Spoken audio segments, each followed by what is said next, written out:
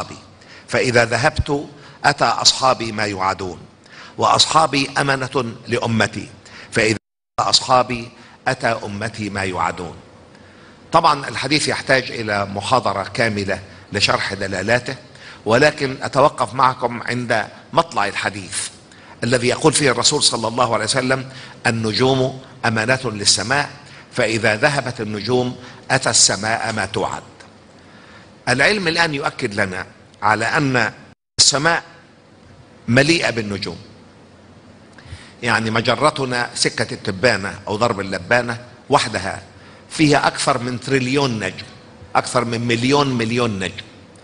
يحصي علماء الفلك أن بالجزء الصغير الذي ندركه من سماء الدنيا في ما بين 200,000 مليون مجرة و300,000 مليون مجرة. بعض هذه المجرات أكبر من مجرتنا كثيرا وبعضها أصغر قليلا. مجرتنا فيها أكثر من مليون نجم، كل نجم من هذه النجوم له توابعه، كما أن شمسنا لها توابع من الأقمار والكواكب والكويكبات والمذنبات والشهوب والنيازك، كل نجم له توابعه. هذه الحشود ما الذي يمسك بها؟ طبعا القرآن يؤكد على أن الله هو الذي يمسك بها. علماء الفلك يقولون الجاذبية. هذه الجاذبية لو انكسرت في جزء منها ينهار بناء الكون، ولذلك سيدنا رسول الله صلى الله عليه وسلم له حديث صحيح يقول فيه: من سره أن ينظر إلى يوم القيامة كأنه نظر العين فليقرأ إذا الشمس كورت، إذا السماء انفطرت، إذا السماء انشقت. لأن علماء الفلك الآن يشبهون خطوط الجاذبية التي تربط أجرام السماء بعضها البعض بأسياخ التسليح في البناء. إذا انكسرت أسياخ التسليح ينهار البناء. لذلك قال المصطفى صلى الله عليه وسلم: النجوم أمانة للسماء فإذا ذهبت النجوم أتى السماء ما توعد. وبنى على هذه الملاحظة يعني قيمة وجوده صلى الله عليه وسلم بين أصحابه. قال: وأنا أمانة لأصحابي فإذا ذهبت أتى أصحابي ما يوعدون، وأصحابي أمنة لأمتي فإذا ذهب أصحابي أتى أمتي ما توعد. هذه الومضة النبوية الشريفة وحدها كافية للشهادة لهذا النبي الخاتم والرسول الخاتم صلى الله عليه وسلم بالنبوة وبالرسالة، لأن فقه العلماء بأن النجوم هي مراكز الثقل، هي التي تمسك بأطراف السماء، هي التي تبقي هذا الكون متماسكا على هيئته. لم تعرف هذه الحقيقة إلا في أواخر القرن العشرين. لذلك في هذه الومضة النبوية الشريفة ما يشهد لهذا النبي الخاتم صلى الله عليه وسلم بالنبوة وبالرسالة. هذه صورة لإحدى المجرات تشبه مجرتنا، مجرة حلزونية. هذه المجرة بها يعني بلايين تريليونات النجوم، كل نجم له توابعه من الكواكب والكويكبات والأقمار والمذنبات والشهوب والنيازك إلى آخره. الذي يمسك هذا كله النجم، يعني كل نجم يشد إليه مجموعة من التوابع، والنجوم تشتد أو تشد إلى مركز المجرة بثقب من ثقوب السود، والثقب الأسود صورة من صور النجوم، صورة من صور إحضار النجوم. فالذي يمسك الكون بأبعاده المختلفة النجوم. لذلك قال المصطفى صلى الله عليه وسلم: النجوم أمانة للسماء فإذا ذهبت النجوم أتى السماء ما توعد. نرى هنا مجموعات من التجمعات المجرية، يعني نرى تجمعات عبارة عن العناقيل أصغر فأكبر في فسحة الكون، والذي يربط بين هذه المجموعات كلها على كثرة الأعداد فيها رباط الجاذبية العظمى التي تربط كل جسم صغير بالجسم الأكبر منه، ومراكز الثقل في ذلك هي النجوم. نرى النجوم تتخلق وتموت في صفحة السماء، ويعني عندما يموت نجم يتخلق نجم ليحل محله تماما حتى تبقى هذه العلاقات التجاذبية علاقات ثابتة باستمرار. طبعا هذا فيديو لن أطلقكم عليه يرينا تتخلق النجوم. نرى هنا كيف تشد الشمس، يعني كوكب المجموعة الشمسية إليها، يعني 11 كوكبا في مجموعتنا الشمسية يشدها ويربطها برباط الجاذبية إلى الشمس، قوة جذب الشمس إليها. فالنجوم هي أمانة السماء كما قال المصطفى صلى الله عليه وسلم. كل كوكب من هذه الكواكب، كل قمر من الأقمار، كل مذنب من الذنبات، كل شهاب من الشهب، كل نيزك من النيازك مربوط بقوى الجاذبية، وقوى الجاذبية إلى الشمس، والشمس تدور بمجموعتها كلها حول مركز المجرة. سنة الدورة دي 250 مليون سنة حتى تعطينا فكرة عن ضخامة هذه المجرة. ومراكز الثقل في الكون كله هي النجوم. لذلك قال صلى الله عليه وسلم: النجوم أمانة للسماء. حديث آخر لرسول الله صلى الله عليه وسلم من معجزاته، يقول عليه الصلاة والسلام: كانت الكعبة خشعة على الماء فدحيت منها الأرض. كلام معجز. الخشعة هي الهضبة الصغيرة، الأكمة الصغيرة. كانت الكعبة خشعة على الماء فدحيت منها الأرض. والدحو هو المد والبسط والإلقاء، ليس الدحو هو التكوير كما يتخيل كثير من الناس. لا، الدحو كلمة جامعة تصد فورة البركان فتوسع من دائرة مخروط البركان بطريقة مستمرة. وعلوم الأرض الآن تؤكد لنا على أن الأرض في تاريخها القديم بدأت بمحيط غامر، لم تكن هناك يابسة، الماء كل الأرض، ثم فجر الله قاع هذا المحيط الغامر بثورة بركانية، وبدأت البراكين تلقي بحممها، فيتكون في وسط هذا المحيط الغامر سلسلة من الجبال تسمى جبال أواسط المحيطات أو ميد أوشيانيك ريدجز. ومن الغريب أن كل محيط من محيطات الأرض اليوم في وسطه سلسلة من هذه الجبال. أول قمة برزت فوق الماء كونت جزيرة بركانية تشبه جزر هاواي، جزر اليابان، جزر الفلبين، جزر إندونيسيا، قائمة في زماننا الآن. من هذه الجزيرة التي كانت هي أرض مكة المكرمة، هذه الجزيرة الأولى أو جزء من اليابسة، بعث الله الملائكة تبني عليها الكعبة المشرفة استعدادا لمقدم أبينا آدم عليه السلام وأمنا حواء عليه رضوان الله. ثم بدأت هذا البركان يثور فوسع من دائرة مخروط هذه الجزيرة فكون قارة واحدة سموها القارة الأم أو أم القارات أو بانجيا. هذه القارة الأم فتتها ربنا تبارك وتعالى بشبكة من الصدوع إلى القارات السبعة الحالية، وبدأت هذه القارات تنزاح وتنداح متباعدة عن بعضها البعض حتى وصلت إلى أماكنها الحالية، ولا تزال القارات تتباعد عن بعضها إلى يومنا هذا. وفي كل الحالات بقيت مكة المكرمة في وسط اليابسة. بعد مكة المكرمة من أطراف القارات السبعة 13,000 كيلومتر، بفارق بسيط من 2 كيلو إلى 8 كيلو فقط، نتيجة أن زحف القارات غير متساوي. القارات تتباعد عن بعضها البعض بمعدلات مختلفة قليلا عن معدلات بعض القارات الأخرى. لذلك يعني العلم يؤكد لنا الآن على أن اليابسة بدأت كلها من جزيرة بركانية واحدة. بدأت هذه الجزيرة تلقي بحممها، تكونت قارة واحدة يسموها القارة الأم أو أم القارات. تفتتت هذه القارة إلى القارات السبع الحالية، وبقيت مكة المكرمة في وسط اليابسة. هذه الصورة التي ترونها حضراتكم وجدت في داخل عينة من عقيق اليمن، وعقيق اليمن مشهور جدا. فيها الكعبة، صورة الكعبة المشرفة على جزيرة في وسط الماء. هذه العينة عمرها أكثر من 25 مليون سنة قبل خلق آدم عليه السلام، قبل خلق البشر. بقيت هذه العينة محفوظة في صخور الأرض، تؤكد على صدق ما قاله المصطفى صلى الله عليه وسلم: كانت الكعبة خشعة على الماء فدحيت منها الأرض. ونرى هنا أيضا في عينة أخرى من هذا العقيق الكعبة، وفي ركنها الشرقي الحجر الأسعد أو الحجر الأسود كما يسمونه.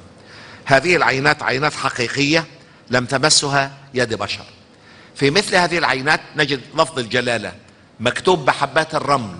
حينما كان هذا العقيق سائلا دخلت حبات الرمل لتكتب لفظ الجلالة، حتى الشد لم موجودة. الله الله، الكعبة، اسم مكة المكرمة، قبة الصخرة. هذا قبل أن توجد هذه الكائنات، قبل أن توجد هذه الأشكال، قبل بناء الكعبة وقبل بناء قبة الصخرة. موجودة هذه في عينات يتراوح عمرها يصل عمرها إلى أكثر من 25 مليون سنة. حديث الرسول صلى الله عليه وسلم: كانت الكعبة خشعة على الماء فدحيت منها الأرض. بدأت اليابسة بجزيرة بركانية. هذه الجزيرة جزء من سلسلة سلسلة أوسط المحيطات. أول ما ارتفع فوق الماء تكونت هذه الجزيرة. أرسل ربنا تبارك وتعالى الملائكة تبني الكعبة المشرفة فوق أول جزء من اليابسة خلقه ربنا تبارك وتعالى استعدادا لمقدم أبوينا آدم وحواء عليهما السلام. هذه الجزيرة بدأت تنمو فتكونت قارة واحدة، القارة الأم، وهذه القارة بدأت تتفتت وتتباعد القارات عن بعضها البعض حتى وصلت إلى أماكنها الحالية.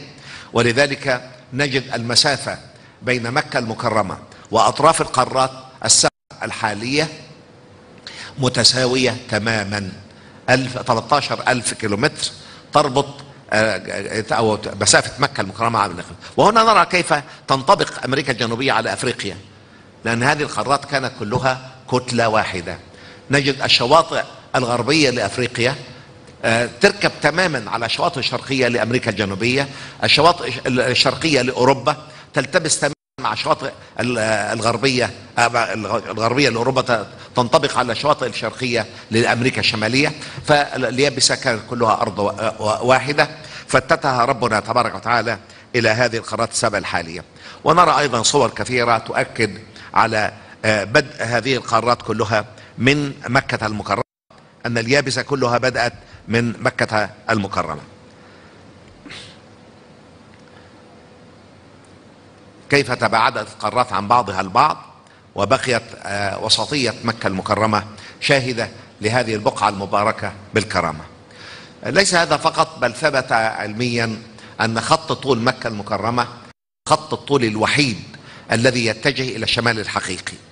خط الطول الوحيد الذي يتجه إلى الشمال الحقيقي خط طول مكة المكرمة. الإنجليز فرضوا علينا خط طول جرينتش بحد السيف حينما كانت بريطانيا هي الدولة المهيمنة على مقدرات العالم، كما تحاول أمريكا الهيمنة الآن. إن شاء الله تغرب شمس أمريكا كما غربت شمس بريطانيا إن شاء الله تعالى. ففرضوا علينا خط طول جرينتش بحد السيف. جرينتش يميل إلى الغرب 7 درجات ونصف، فشوهوا خرائط الأرض تماما. ولذلك طالب أحد كبار العلماء المعاصرين سيد الدكتور حسين كمال الدين عليه رحمة الله بضرورة سعي المسلمين لجعل خط طول مكة المكرمة هو خط طول الأساس، فتنتظم صور حركات العالم. كل ما يقع إلى الشرق من مكة يعتبر شرقا، وكل ما يقع إلى الغرب يعتبر غربا. ونؤكد بهذه الحقيقة على فضل مكة المكرمة على غيرها من بقاع الأرض، فهي أشرف بقاع الأرض وأحبها إلى الله وأكرمها على الله سبحانه وتعالى. نرى هنا كيف أن خط طول مكة المكرمة هو خط الطول الوحيد الذي يتجه إلى الشمال الحقيقي. الأرض لها شمال حقيقي واحد نحدده بالنجم القطبي، ولها شمال مغناطيسي نحدده بالبوصلة، الإبرة المغناطة في البوصلة. ولكن نجد أن خط طول الظهران مثلا نصف درجة، خط طول مكة المكرمة 0، لا يوجد عنده انحراف مغناطيسي. خط طول جرينتش 7 درجات ونصف ميلا إلى الغرب. فإذا اخترنا خط طول مكة المكرمة خط طول الأساس ينتظم شكل خرائط العالم، ويصبح ذلك دليل مادي ملموس على كرامة مكة المكرمة. الحقيقة يعني فوجئت بأن عالم أمريكي معاصر له موقع على شبكة المعلومات الدولية يطالب العالم باتخاذ خط مكة المكرمة خط طول الأساس. والأستاذ الدكتور حسين كمال الدين عليه رحمة الله من أوائل السبعينيات وهو يطالب بهذه المطالبة، ولم يستجب له أحد من المسؤولين بعد. مكة المكرمة ليست فقط الكعبة المشرفة كما يتخيل الناس. الحرم المكي عبارة عن وادي طوله أكثر من 30 كيلومتر، عرضه أكثر من 20 كيلومتر، مساحته 600 كيلومتر مربع. هذه كانت أول جزء من اليابسة خلقه ربنا تبارك وتعالى. طبعا نرى الحرم المكي ونرى الوادي الذي أقيم فيه. طبعا الوادي يمتد طولا 30 كيلومتر وعرضا لأكثر من 20 كيلومتر. وطبعا يعني الحدود هذا الحرم حددها جبريل عليه السلام لأبوينا آدم وحواء عليهما رضوان الله لحظة خلقهما، حددها أيضا لإبراهيم عليه السلام، حددها لسيدنا رسول الله صلى الله عليه وسلم، لأن سيدنا رسول الله يقول ما من نبي ولا من رسول إلا وقد حج البيت. كل أنبياء الله وكل رسل الله حجوا هذا البيت. حديث ثالث يقول فيه الرسول صلى الله عليه وسلم إن الحرم حرم مناء من السماوات السبع والأرضين السبع. كلام معجز لا يقدر عليه إلا النبي، موصول بالوحي ومعلم من قبل خالق السماوات والأرض. مناء يعني على قصد، على استقامة في اتجاه. يقول إن الحرم حرم مناء من السماوات السبع والأرضين السبع. والعلماء اختلفوا كثيرا أين الأرضين السبع. يعني القرآن ذكر السماوات السبع في عشرات الآيات، يعني أكثر من 190 آية قرآنية كريمة تتكلم عن السماوات السبع. الأرضين السبع ذكرت في آية قرآنية واحدة في ختام سورة الطلاق، حيث يقول ربنا تبارك وتعالى: الله الذي خلق 7 سماوات ومن الأرض مثلهن. احتار العلماء أين هذه الأرضون السبع. بعض العلماء قال لعلها كواكب المجموعة الشمسية، حينما كان عدد هذه الكواكب 7، أصبح عدد الكواكب 9، ثم أصبح الآن 11. وثابت أنه لن يزيد العدد عن ذلك، لأن أقصى ما يمكن للشمس أن تجذب الكوكب 11 واسمه سيدنا، واكتشف سنة 2001. سيدنا هذا كوكب حسبوه الروس رياضيا، واكتشفه الأمريكان فلكيا وسموه سيدنا، وإن كان الروس كان مسمينه بروسبينا فغير الأمريكان اسمه. سيدنا الكوكب 11. بعده يوجد نطاق من المذنبات لا يمكن للشمس أن تجذب شيئا خارج ذلك، فمجموع كواكب المجموعة الشمسية 11. أين أضع الأرضين السبع؟ قال بعض العلماء لعلها 7 أرضين في كل أرض لها علاقة في مجرتنا، يعني كل أرض لها علاقة بشمسها أو بنجمها كعلاقة أرضنا بشمسنا. اتضح أن مجرتنا فيها أكثر من تريليون نجم. أين أضع الأرضين السبع؟ قال بعض العلماء لعلها 7 أرضين في كل مجرة أرضها. ثبت أن عدد المجرات المعروفة الآن ما بين 200,000 مليون مجرة و300,000 مليون مجرة. أين أضع الأرضين السبع؟ قال بعض العلماء لعلها 7 أرضين في كل سماء أرضها. وهذا ينافي نصوص قرآنية واضحة. القرآن يقول رب العالمين: ولقد زينا سماء الدنيا بمصابيح، والمصابيح هي النجوم. فالنجوم موجودة في سماء الدنيا فقط، ولا يمكن لكوكب أن يوجد بدون نجم، فلا يمكن أن يكون هناك كواكب في الست الأخرى. احتار الناس. فسر لنا هذه المعضلة أحاديث رسول الله صلى الله عليه وسلم وآيات القرآن الكريم أيضا. هذا الحديث يقول فيه المصطفى صلى الله عليه وسلم: إن الحرم حرم مناء من السماوات السبع والأرضين السبع. يؤكد على أن الأرضين السبع كلها في أرضنا هذه. وثبت علميا أن كل هزة أرضية طبيعية أو صناعية تحدد الفواصل بين هذه الأرضين السبع بدقة شديدة، لأن الموجات الصوتية حينما تنتقل من وسط عالي الكثافة إلى وسط أقل كثافة تنكسر، فترسم لنا حدود هذه الأرضين السبع بدقة بالغة. والأرض الآن ثابت أنها لها لب صلب داخلي يسمى اللب الصلب، حوله لب سائل، اللب السائل حوله 4 أوشحة متمايزة، ثم الغلاف الصخري. 7 نطق. الكثافة في القلب عالية جدا، أكثر من 13 جرام للسنتيمتر المكعب. الكثافة في القشرة الأرضية خفيفة، 2.7 إلى 2.9 جرام للسنتيمتر المكعب. طبعا اختلاف الكثافة يخلي الموجات الصوتية تنكسر كلما انتقلت من وسط عالي الكثافة إلى وسط أقل كثافة. تأكد لنا أن الأرضين السبع كلها في أرضنا هذه. قطاع في الأرض يؤكد لنا على أن الأرضين السبع كلها في أرضنا. طيب، الكعبة في وسط الأرض الأولى، ومن دونها 6 أرضين، ومن حولها 7 سماوات، و7 سماوات متطابقة يغلف الخارج منها الداخل، كما أن الأرضين السبع كلها متطابقة يغلف الخارج منها الداخل. طيب، قال الرسول صلى الله عليه وسلم في جمع من الصحابة: أتدرون ما البيت المعمور؟ فقال الصحابة: الله ورسوله أعلم. فيقول صلى الله عليه وسلم: هو بيت في السماء السابعة على حيال الكعبة تماما، حتى لو خر لخر فوقها، يدخله في كل يوم 70,000 ملك، فإذا خرج آخرهم لا يعودون. البيت المعمور كعبة الملائكة في قمة السماء السابعة، وفي السماء السابعة وسط السماء السابعة، وهي تحت عرش الرحمن سبحانه وتعالى. وعرش الرحمن غيب لا يعلمه إلا الله سبحانه وتعالى، لأن كل ما خرج عن نطاق الكون هو خارج عن قوانين هذا الكون. وكنت أحكي الإخوة قبل مجيئي إليكم أن علماء الفلك المعاصرين من غير المسلمين يقولون هذا الكون الشاسع الاتساع الدقيق المحكم الحركة المنضبط في كل أمر من أموره وفي كل جزئية من جزئياته لابد له من مرجعية في خارجه. هذه المرجعية لا يحدها المكان ولا يحدها الزمان، لا تشكلها المادة، لا تصنعها الطاقة. وهذا كأنه تفسير لقول ربنا تبارك وتعالى ليس كمثله شيء وهو السميع البصير. فكل ما هو خارج الكون لا تحكم قوانين الكون، قوانين المادة والطاقة والمكان والزمان تحكم أهل الكون بما فيه. أما خارج هذا الكون لا، الله وحده بغير شريك ولا شبيه ولا منازع ولا صاحبة ولا ولد. الله منزه في علاه فوق المكان وفوق الزمان وفوق المادة وفوق الطاقة. فإذا قال المصطفى صلى الله عليه وسلم الحرم، حرم مكة المكرمة، مناء من السماوات السبع والأرضين السبع، تأكدنا أن مكة المكرمة في مركز الأرض الأولى، ومن دونها 6 أرضين، من حولها 7 سماوات، من فوقها البيت المعمور، وفوق ذلك عرش الرحمن الذي هو بالنسبة لنا غيب لا نعلم عنه شيئا إلا ما علمنا به الله ورسوله صلى الله عليه وسلم.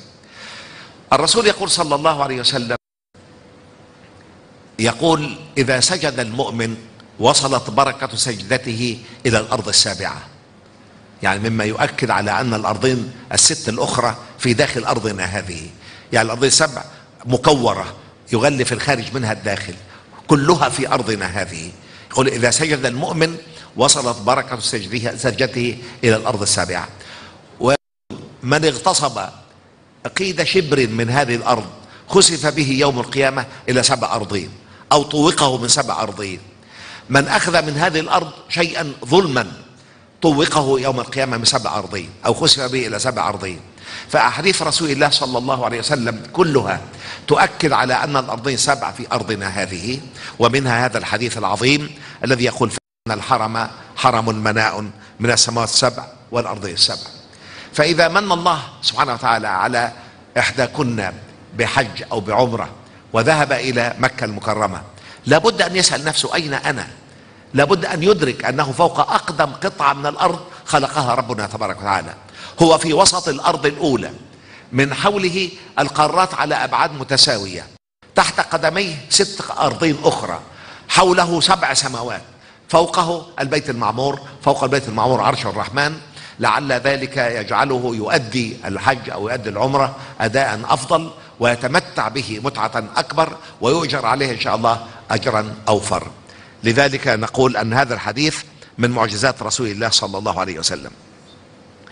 يقول صلى الله عليه وسلم خلق الله آدم على صورته.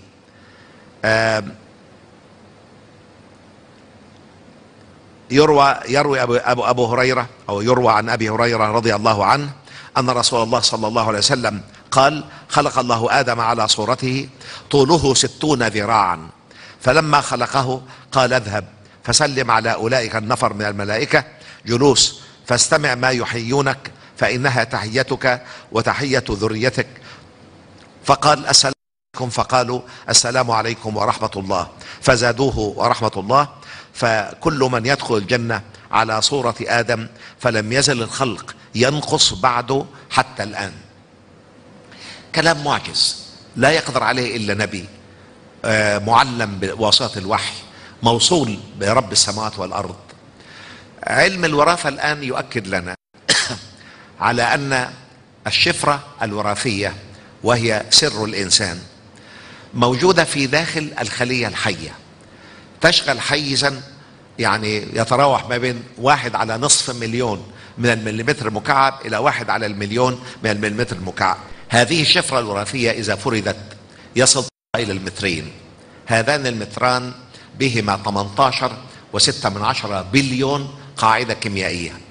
لو اختل وضع ذرة واحدة من إحدى هذه القواعد الكيميائية إما ألا يكون هذا المخلوق أو أن يشوه.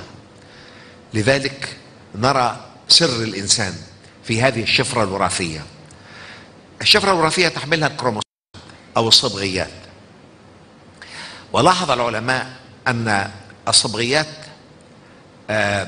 تنقسم مع كل نمو، تنمو الخلية أو تنقسم للنمو أو تنقسم للتكاثر، فينقسم الصبغي ليعطي الخلية الجديدة شطرا من هذه الشفرة الوراثية، فتضعف الشفرة الوراثية باستمرار، الصبغيات تضعف باستمرار. لذلك ثبت علميا أن الأجيال القديمة كانت أطول في أحجامها وأطول في أعمارها. نوح عليه السلام عاش نبيا 950 سنة، 1000 سنة إلا 50 عاما، والناس مش قادرة تتخيل ليه. مع الزمن سيقصر حجم الإنسان ويقل أجله، ولذلك يقول الرسول صلى الله عليه وسلم: فكل من يدخل الجنة على صورة آدم، فلم يزل الخلق ينقص بعده حتى الآن. يتناقص الخلق في الحجم ويتناقص الخلق في متوسط الأجل مع تقدم العلم وتقدم الطب وتقدم صناعة الأدوية، لكن الأجل محددة يحددها ربنا تبارك وتعالى. أيضا من كان يعرف هذه الحقيقة التي لم يصل إليها العلماء إلا بعد مجاهدة طويلة، وعلم الوراثة من أحدث المعارف الإنسانية على الإطلاق. يقول الرسول صلى الله عليه وسلم، طبعا هذه صورة الخلية الحية ونرى في داخلها نواة الخلية والشفرة الوراثية حينما تنتزع من داخل نواة الخلية، هذا الحمض النووي الريبي منزوع الأكسجين الدي ان ايه الذي تكتب عليه الشفرة الوراثية. كل ما قسم الخلية للنمو أو للتكاثر تضعف الكروموسومات، كل ما تنقسم تضعف. ولذلك القرآن يؤكد لنا على أن البشر جميعا الذين عاشوا وماتوا والذين يملؤون جنبات الأرض اليوم والذين سيأتون من بعدنا إلى قيام الساعة كانوا كلهم في صلب أبينا آدم عليه السلام وأمنا حواء عليه السلام لحظة خلقهما. ولذلك يقول رب العالمين: وإذ أخذ ربك من بني آدم من ظهورهم ذريتهم وأشهدهم على أنفسهم ألست بربكم قالوا بلى شهدنا، فترد الملائكة تقول أن تقولوا يوم القيامة إنا كنا عن هذا غافلين. من معجزات رسول الله صلى الله عليه وسلم هذا الحديث الذي أشرت إليه: من ظلم قيد شبر من طوقه من 7 أرضين. يعني الأرضين 7 كلها في أرضنا هذه. والحديث جاء أصلا ينهى عن الظلم، لكنه يبقى من الناحية العلمية دقيق دقة فائقة. طبعا هذه التركيب الداخلي للأرض، وثابت أنها 7 أرضين كما أشرت من دقيقة. حديث آخر معجز، يعني من أعظم معجزات رسول الله صلى الله عليه وسلم، يقول: لا يركب البحر إلا حاج أو معتمر أو غاز في سبيل الله، فإن تحت البحر نارا وتحت النار بحرا. الآن ندرك كيف تتكون المحيطات. المحيط يتكون بتقبب أرضي نتيجة النشاط النووي في داخل الأرض، الحرارة ترتفع فتنصهر، يزداد حجمها، تقبب القشرة الأرضية بهذه الصورة، فترتفع إلى أعلى حتى ترق فتنخسف، كون خسف أرضي. وبعد كده الخسف الأرضي ينخفض حتى يصل لمستوى سطح الماء في البحار والمحيطات، يمتلئ بالمياه، يصبح بحر طولي مثل البحر الأحمر، ويظل يتسع حتى يتحول إلى محيط غامر. وكل المحيطات الأرض قائمة على خسوف أرضية عميقة. هذه الخسوف تخترق الغلاف الصخري الأرض بالكامل وتصل إلى نطاق يسميه العلماء باسم نطاق الضعف الأرضي. توجد فيه الصخور حالة منصهرة، تندفع الصخور بملايين الأطنان أو شبه منصهرة، ملايين الأطنان، فتسجر قيعان كل محيطات الأرض. كل المحيطات قائمة على قيعان مسجرة تسجيرا حقيقيا بالنيران. هذه صورة لوسط المحيط، قاع المحيط، ونرى النار في وسطه، لا الماء على كثرته يستطيع أن يطفئ جذوة هذه النيران، وهذه النيران على شدتها تستطيع أن تبخر هذا الماء بالكامل. لذلك أقسم ربنا تبارك وتعالى وهو الغني عن قسم لعباده بالبحر المسجور. والمسجور يعني الذي أحمي قاعه حتى احمر من شدة الحرارة. هذا فيلم وثائقي ليس خيالا علميا، فيلم وثائقي يرينا كيف أن الثورات البركانية على قيعان المحيطات تبلغ من العنف عشرات بل مئات المرات الثورة البركانية على سطح اليابسة. هذا عالم علماء البحار يغوص ليرى يعني هذه الثورات البركانية، ونرى أن هذه الثورات البركانية لحكمة كبيرة، لأن البحر يتبرد مع العمق بعكس اليابسة. اليابسة تزداد الحرارة فيها درجة مئوية مع العمق 30 متر، البحر لا، تنخفض درجة الحرارة درجة مئوية كل 30 متر. فلكي يدفئ ربنا تبارك وتعالى من رحمته ماء البحار للكائنات التي تحيا في هذه الأعماق، جعل هذه ثورة البراكين في قيعان المحيطات. انظروا كيف يثور البركان. لا ادري ان كانت الشاشة واضحة لكم، لان هذه الكشافات يمكن تظلم عليكم شوية. لو استطعنا ان نطفئ الانوار حتى الاخوات يرون يعني حقيقة يعني عنف الثورة البركانية. انظروا الى النيران في قلب المحيط، هذا في قاع المحيط مسجر تسجيرا حقيقيا بالنيران. هذه النيران لم تكتشف الا في اواخر السبعينات من القرن العشرين، ويأتي قول ربنا تبارك وتعالى او قسم ربنا بالبحر المسجور، شهادة على ان القرآن الكريم لا يمكن ان يكون صناعة بشرية، وشهادة النبي الخاتم صلى الله عليه وسلم بأنه ما كان ينطق عن الهوى إن هو إلا وحي يوحى علمه شديد القوى. انظروا إلى الثورة البركانية في قاع المحيط تسجره تسجيرا حقيقيا بالنيران. لذلك قال صلى الله عليه وسلم: لا يركب البحر إلا حاج أو معتمر أو غاز في سبيل الله، فإن تحت البحر نارا وتحت النار بحرا. انظروا إلى عنف النيران في قاع المحيط، ما كان أحد يمكن أن يتخيل هذا أبدا. سيدنا رسول الله صلى الله عليه وسلم لم يركب البحر في حياته الشريفة مرة واحدة، يعني فضلا عن الغوص إلى الأعماق. من الذي أخبره بذلك غير الله الخالق سبحانه وتعالى؟ أنطقه ربنا تبارك وتعالى هذه الحقيقة ليبقى الحديث إلى قيام الساعة شهادة صدق على نبوته صلى الله عليه وسلم، وأنه صلى الله عليه وسلم ما كان ينطق عن الهوى إن هو إلا وحي يوحى علمه شديد القوى. لا يركب البحر إلا حاج أو معتمر أو غاز في سبيل الله، فإن تحت البحر نارا وتحت النار بحرا. ثبت علميا أن الأرض هي أغنى كوكب يعرفه في الماء.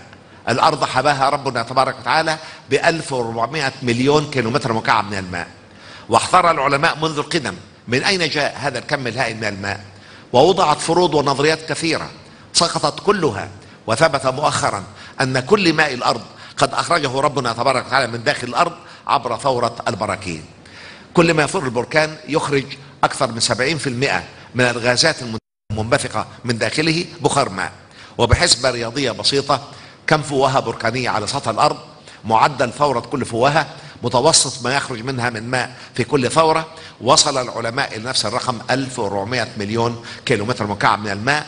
لذلك قال المصطفى صلى الله عليه وسلم: لا يركب البحر إلا حاج أو معتمر أو غاز في سبيل الله، فإن تحت البحر نارا وتحت النار بحرا. وثبت علميا أن نطاق الضعف الأرضي الذي أخرج لنا ربنا تبارك وتعالى منه 1400 مليون كيلومتر مكعب من الماء لا يزال يحتوي كم هائل من المياه، أضعاف ما أخرج ربنا تبارك وتعالى. الدهريون والعلمانيون والمنكرون للدين يقولون أن الحروب القادمة هي حروب المياه، لأن أعداد في زيادة مستمرة وكم الماء ثابت، لابد أن يقتتل الناس على الماء.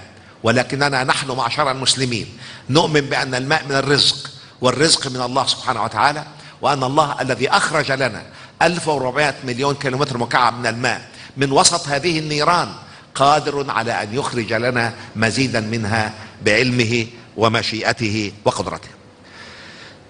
حديث آخر لرسول الله صلى الله عليه وسلم يقول فيه: لما خلق الله الأرض جعلت تميد أي تضطرب، فخلق الجبال فعاد بها عليها فاستقرت. كلام معجز، يعني لم يكن أحد في زمانه يعلم هذه الحقيقة ولا يدركها ولا يسأل عنها. لماذا أنطقه ربنا تبارك وتعالى هذه الحقيقة؟ لولا أن الله يعلم بعلمه المحيط أن الإنسان سيصل في يوم من الأيام إلى اكتشاف هذه الحقيقة الكونية، أن الجبال هي مرسيات الأرض.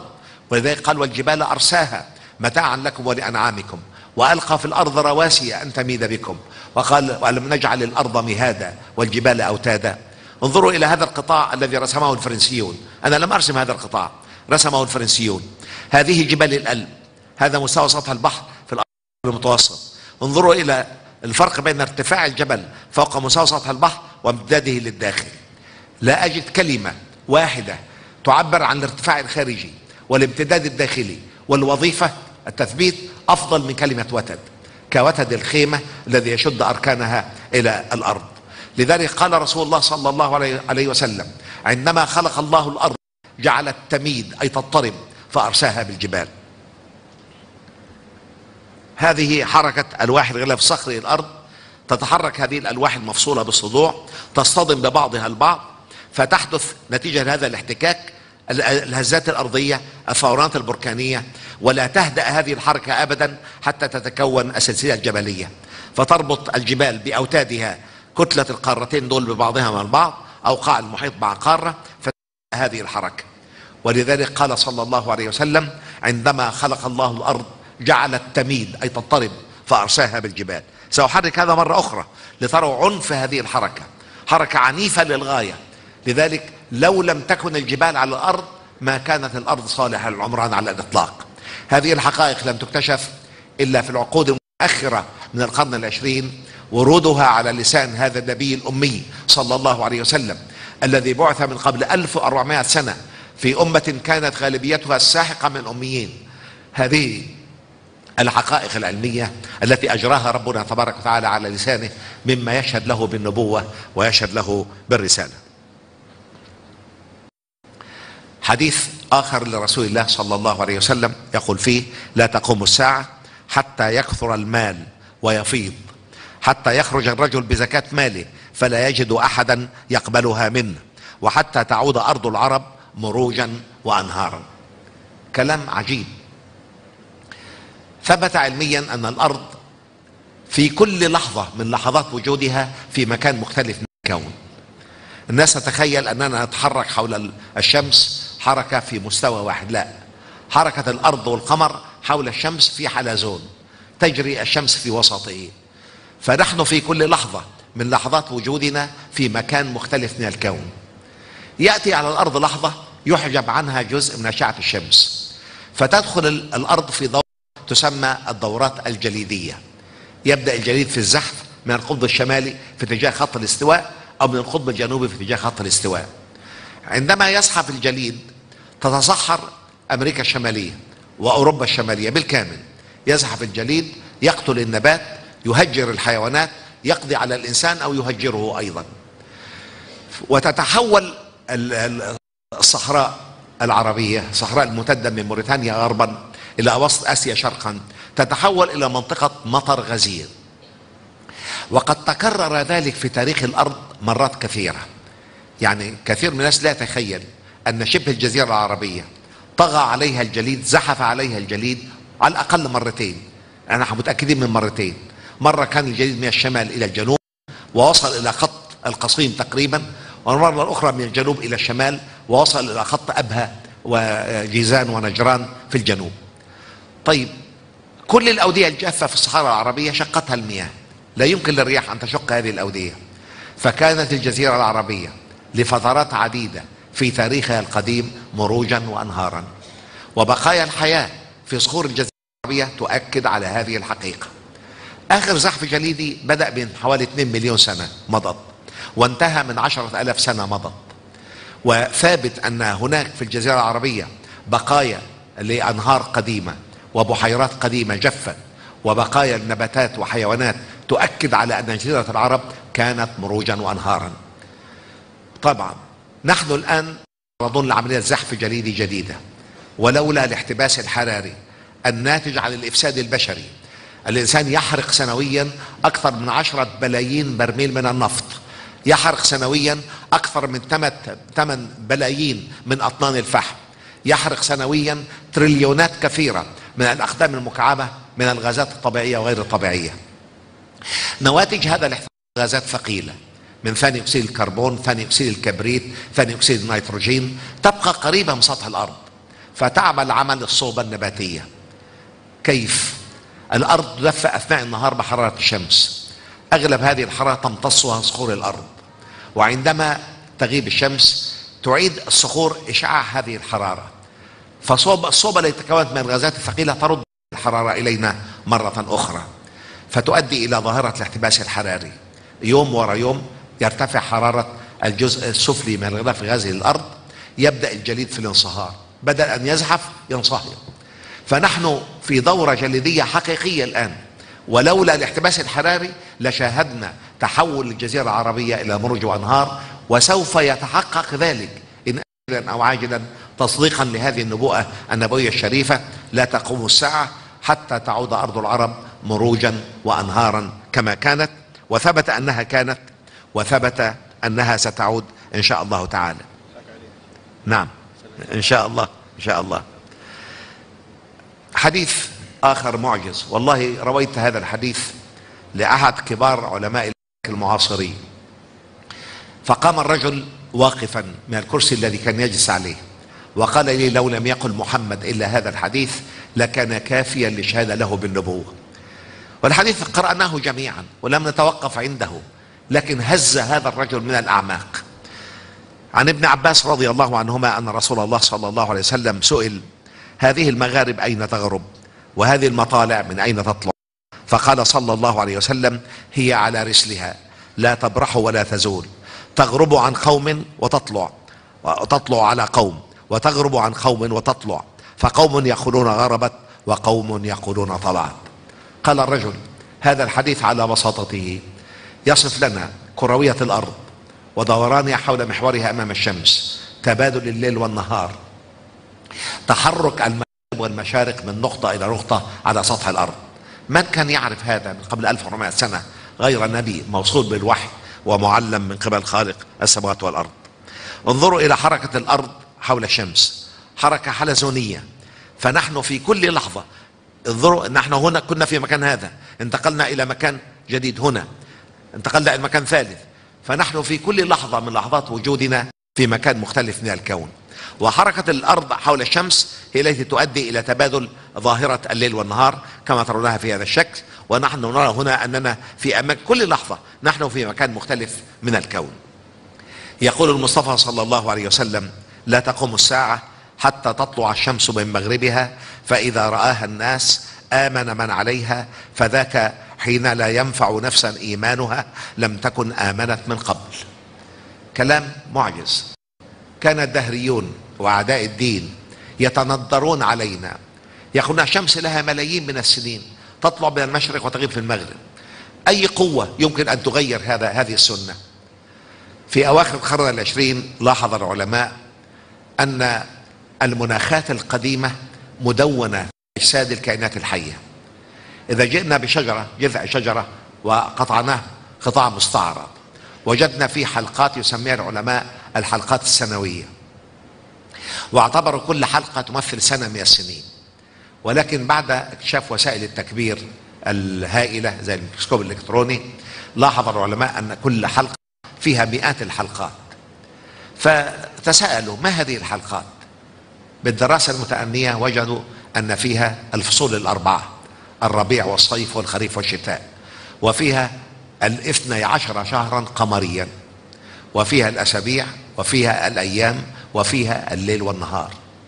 فقالوا: لو درسنا سمك طبقة الربيع كانت سميكة ندرك أن الربيع كان غني بالمطر وشروق الشمس، إذا كانت رقيقة يبقى الربيع كان فقير في المطر وفي الشمس. فقالوا: ندرس المناخات القديمة حتى نستطيع أن نتنبأ بالتغيرات المناخية في المستقبل. والإنسان مشوق دائما أو متعلق دائما معرفة المستقبل. في أثناء هذه الدراسة لاحظ العلماء أنه كلما تقدم بالحلقة السنوية يزيد في الحلقة عدد السنوات، عدد الأيام أو عدد الحلقات. فسألوا: لماذا؟ بعد دراسة طويلة ثبت أن سرعة دوران الأرض حول محورها في بدء خلق الأرض كانت أعلى بكثير من سرعتها الحالية، وأن الأرض تفقد من سرعتها حول محورها جزء من الثانية في كل قرن من الزمان. فرجعوا بهذه الدراسة إلى بدء الخلق، فثبت أن عدد أيام السنة عند بدء الخلق كان أكثر من 2200 يوم في السنة، وأن طول الليل والنهار معا كان أقل من 4 ساعات. ومن رحمة الله بنا أنه لم يخلقنا إلا بعد أن تضاعفت عدد أو ضاعف طول الليل والنهار 6 مرات، فأصبح اليوم 24 ساعة يتقاسمه ليل ونهار، لأن ساعتين غير كافيتين لأي كائن حي أن ينشط أو أن يستريح. ومن العجيب أن القرآن الكريم يشير إلى هذه الحقيقة في آية نقرأها جميعا ولا نتوقف عندها. يقول فيها رب العالمين: إن ربكم الله الذي خلق السماوات والأرض في 6 أيام ثم استوى على العرش يغشي الليل النهار يطلبه حثيثا. آيات إغشاء الليل بالنهار وتتابع الليل والنهار وتقليب الليل والنهار آيات كثيرة جدا. الآية الوحيدة التي جاء فيها يطلبه حثيثا هي هذه الآية، لأنه في بدء الخلق. ويطلبه حثيثا يعني يطلبه بسرعة فائقة. ويثبت العلم أن سرعة دوران الأرض حول محورها في بدء خلق الأرض كانت 6 أضعاف سرعتها الحالية. تساءل العلماء ماذا يمكن أن يحدث في المستقبل نتيجة لتباطؤ سرعة دوران الأرض حول محورها؟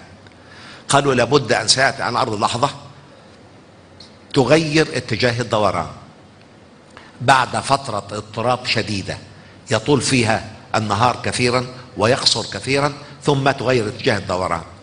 الأرض الآن تدور من الغرب إلى الشرق، تبدو الشمس صاعدة علينا من المشرق وغائبة عن المغرب. إذا انعكس هذا الاتجاه ستطلع الشمس بمغربها، وهي نبوءة المصطفى صلى الله عليه وسلم ومن العلامات الكبرى للساعة. هذه دورة الأرض حول الشمس، والتي نرى طبعا تأثر القمر يدور الأرض والقمر يدوران حول الشمس. طبعا الأرض لها مدارها والقمر له مداره، ونرى الدورة من الغرب إلى الشرق، تبدو الشمس صاعدة علينا من المشرق وغائبة عنا في المغرب. طيب تدور من الغرب إلى الشرق، فتبدو الشمس صاعدة علينا من المشرق وغائبة عنا في المغرب. لو انعكس هذا الاتجاه ستطلع الشمس بها، وهو من العلامات الكبرى للساعة ومن نبوءات المصطفى صلى الله عليه وسلم. يقول الرسول صلى الله عليه وسلم لا تقوم الساعة حتى تخرج نار من أرض الحجاز تضيء أعناق الإبل ببصرى. هذا هو الحديث العاشر الذي تتوقف عنده، وأنا عندي 70 حديث، لا أريد أن أطيل عليكم القصة حتى أتيح المجال لتساؤلاتكم. لا تقوم الساعة حتى تخرج نار من أرض الحجاز تضيء أعناق الإبل ببصرى، وبصرى مدينة في جنوب الشام. هذه خارطة لغرب الجزيرة العربية، ونعلم أن كل المنطقة غرب الجزيرة العربية يعني من اليمن جنوبا إلى الهضبة السورية شمالا مغطاة بطفوح بركانية، وهذه الطفوح البركانية صادرة عن خسوف أرضية عميقة وعن فوهات بركانية كثيرة. مدينة رسول الله صلى الله عليه وسلم محاطة ب700 فوهة بركانية، لم تفر أي من هذه الفوهات في عهد رسول الله صلى الله عليه وسلم. طيب من الذي علمه ذلك؟ لا تقوم الساعة حتى تخرج نار من أرض الحجاز تضيء أعناق الإبل ببصرى. هذه مدينة رسول الله صلى الله عليه وسلم. نرى جبل أحد في شمالها ولابتي المدينة الحرتين المحيطين بالمدينة. هذه طفوح بركانية كثيرة، يعني بعض هذه المخاريط البركانية سجل عليها 300 هزة أرضية من سنوات قليلة، فهذه البراكين لا تزال حية نشطة. ولذلك قال المصطفى صلى الله عليه وسلم لا تقوم الساعة حتى تخرج نار من أرض الحجاز تضيء أعناق الإبل ببصرى. نرى فورة البركان. طبعا كان البركان عنيفا ترتفع هذه النيران إلى مستويات عليا فتنير مساحات كبيرة جدا من المنطقة المحيطة بالثورة البركانية. ترتفع هذه النيران لمئات الأمتار في السماء فتضيء أعناق الإبل ببصرى كما أخبرنا رسولنا صلى الله عليه وسلم. ما عندي أوردته لكم حتى تزدادوا اطمئنانا على أن سيدنا رسول الله صلى الله عليه وسلم كما وصفه ربنا تبارك وتعالى ما ينطق عن الهوى إن هو إلا وحي يوحى علمه شديد القوى. فصلى الله وسلم وبارك على سيدنا محمد وبارك فيكم جميعا، وآخر دعوانا الحمد لله رب العالمين. صلى الله وسلم وبارك على سيدنا محمد، والسلام عليكم ورحمة الله وبركاته.